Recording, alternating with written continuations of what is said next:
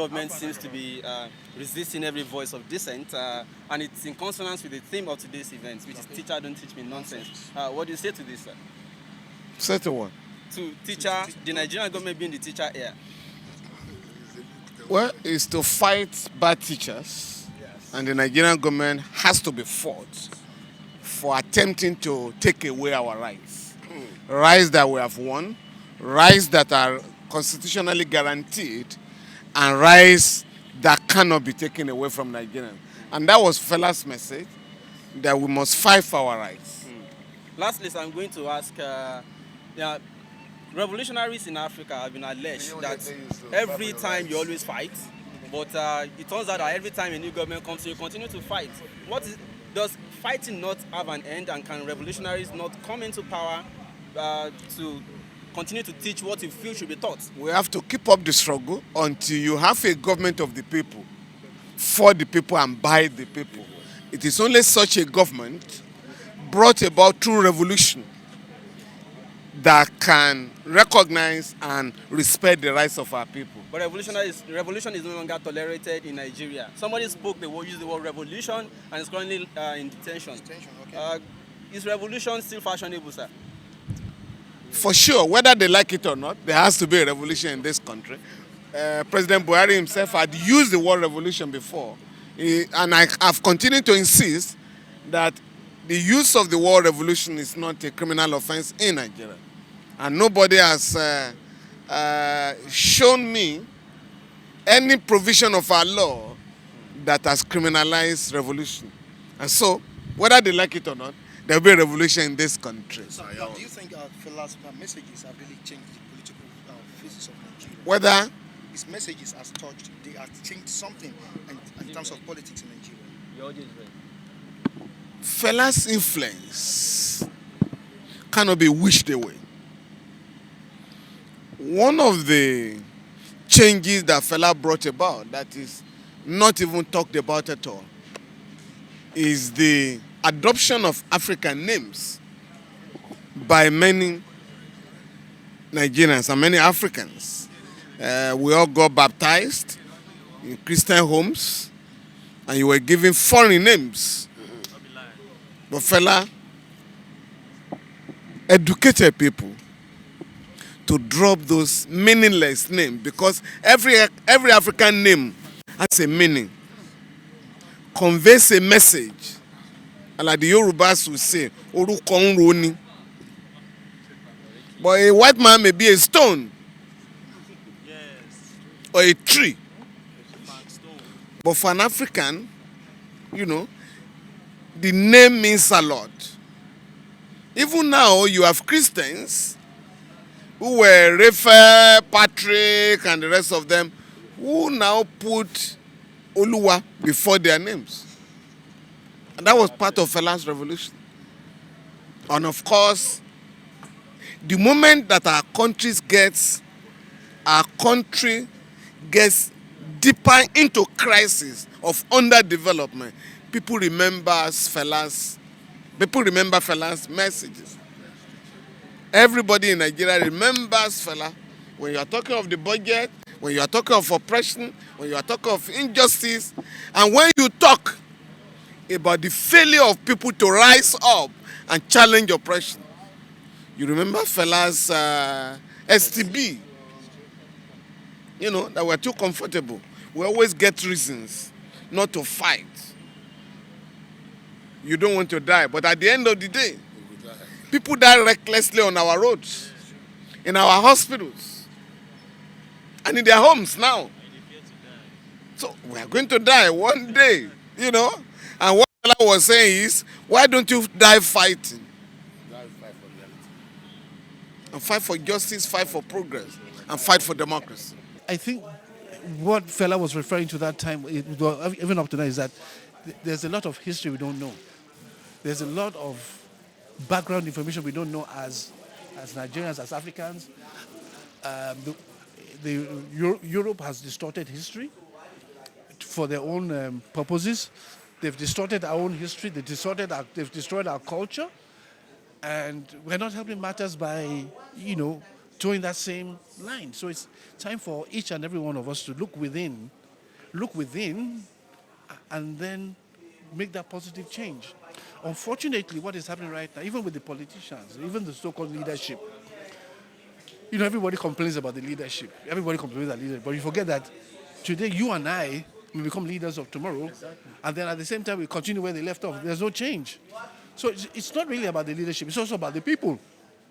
People say, "Oh, I want to make a change. I want to make a change." But when you get there, what do? You now become part of the status quo, and then what is the situation? So what else do you expect? So there's a lot you and I can do. And nobody says, where does change come from? Change comes from you and I. Begins with you and I. And we talk about the basic values of life. I mean, the good book talks about love your neighbor, love your God. Are we doing that? The message is so simple. Fela simplified the whole thing. It's just that the government now comes and is it what like complexifies the whole thing. Something that is simple is now made complex. If you and I simply obeyed the laws, there's a law of gravity, the natural laws, there are spiritual laws, laws of love, laws of respect. I wouldn't hurt you, you wouldn't hurt me. It's as simple as, it's so simple. So the solution is so simple. Just respect you, respect me for who I am, respect you for who you are. And maintain your lane. If you really want to know who we are as Nigerians, let me tell you our philosophy. Very simple. If you want to know who we are as Nigerians, watch the way we drive. That says it all. It's simple. If you want to change lane, you cannot get ahead of me. I want to change. No. That is the way we are. It's as if a road go finish. No, continue now. So that is the problem. We are selfish, self-centered, and self-focused. So what I've decided to do is that every day I try to live as let me try and make at least one person happy. Put a smile on somebody's face. How? How do you do that? But for instance, if I'm driving and you want to get in front of me, I will allow you. Simple. If I walk into a bank and the cashier is frowning, I'm going to tell her, look, life is hard enough. Why make it harder by frowning? Do you know how many muscles you have? Just add value, add spice, add salt, add light to somebody's life. Simple and straightforward. And I hope that what I'm saying here will impact on somebody too. You see, your life is not about you. Your life is about what you can do for the next party. Some people will blame on the economy and some other things come together. You see, that's the problem again. Economy, this and that. Everybody complains about the darkness. Everybody complains about darkness. I have decided to stop complaining about the darkness. I have simply decided to light a candle, light a torch, and let people come to my light. Simple and straightforward. I'm tired of saying this and that. Everybody, we talk too much.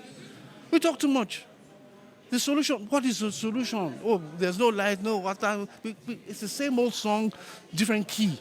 Same old songs, different progression.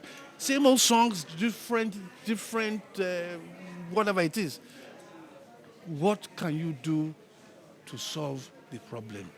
Fela did it. He tried it. He tried as much as he could. He impacted, he imparted, he influenced, he initiated, and he motivated. That's why people like Femi can come out and continue with what he's doing.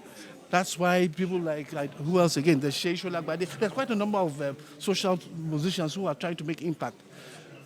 Are they making impact? I don't know. Probably they are. But the message is at least the seed of the message is being sown.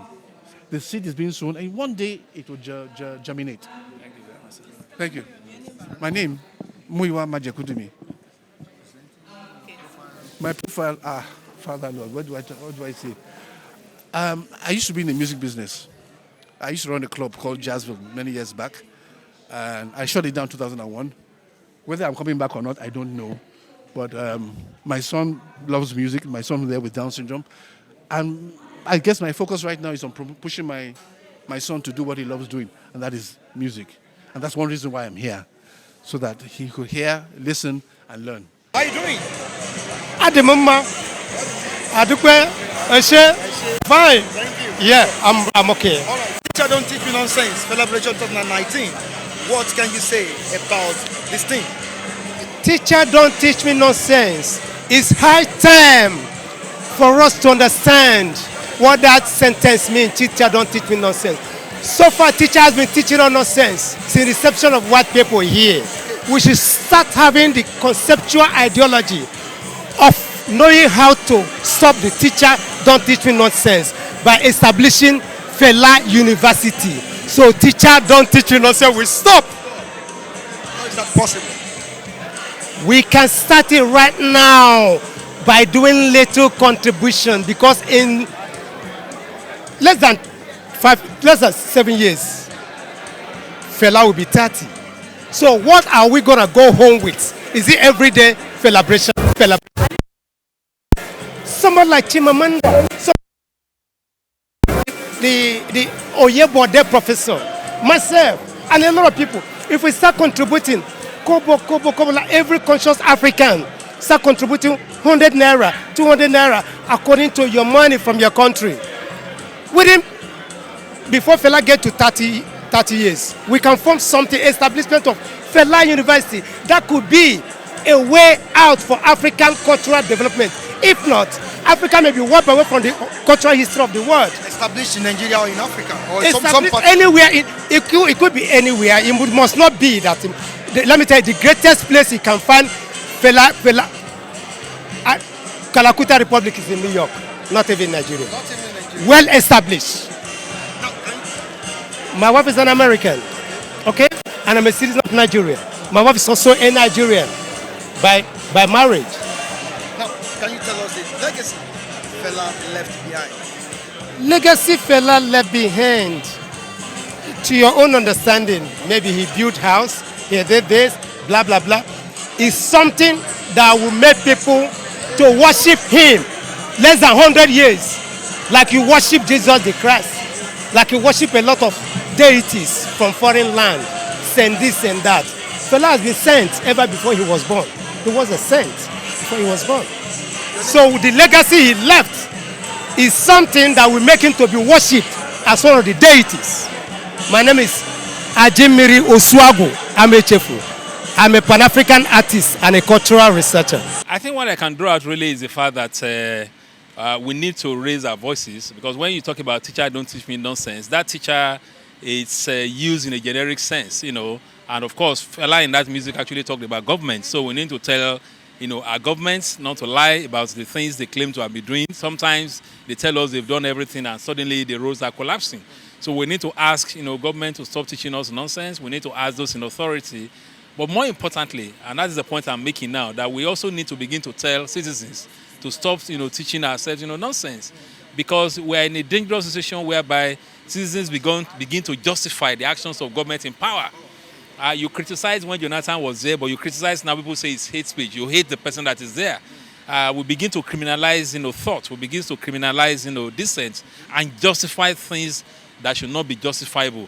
So for me, we citizens have a responsibility. There must be common standards, you know, of governance. There must be things that we agree upon. That if a government is not doing this, we speak with one voice, you know, against that. When we don't do that, when we allow, you know, petty divisions on the basis of religion, on the basis of ethnicity to, you know, permeate our thinking, then we are teaching ourselves nonsense, and I don't think that is helpful for the cause of Nigerian people. Okay, looking at the lifetime of Fela, he made so much impact in the society, sure, especially in the political side of Nigeria. Now, what lessons did you learn from Fela when he was alive? The lesson I learned from him, and of course, I also authored a book, Fela, Yesterday's Message as Today's Reality. The lesson I learned from him really is the fact that, you know, it pays, you know, to be consistent. Despite, you know, all the persecutions, he never for once waived his principle. He was, you know, consistent. He was speaking truth to power, and that has made him to endure, not just in the physical sense, but even in the spiritual sense. That generations that were not alive when he was born, merely listening to his music, made them to realize that we need, you know, to do more. So, and I think in one of his songs, I think his original Sufferhead, you know, he talked about some of those social issues he talked about. But he also said that, look, if we want to get our head, we need to fight for it. And that is also about, you know, deciding that we need, a revolutionary change in our society. We shouldn't be afraid of saying it. When we were in school, I was NANS president. We used to use revolution to sing. So why should revolution become an offense? Only person that is deceiving him or herself will say we don't need a revolution. We need a revolution in our educational system. We need a revolution in our, communities. And so for me, that revolutionary message that Fela passed on is a major, major thing that I've learned from him, that it's good to stay on the line of principles and it's good to fight for what you believe in. In Nigeria and Africa as a whole, do you think Fela left a good legacy? Well, of course, it's so obvious. You heard what Bobby Wine said, how he was influenced by him. You heard what Professor Akin Oyebode said, how a Nigerian head of state went abroad, and the people said, oh, you are from Fela's country. I do not think that there is any citizen from this country, Nigeria, that is as globally acknowledged and known as Fela. That says something. All right, thank you so much. What's your name? Lanre Arogundade. Representing your profile? Well, I'm a journalist. I just told you, author of Fela, Yesterday's Message as Today's Reality, and I'm the Executive Director of International Press Center. Thank you so much. Thank you. All right.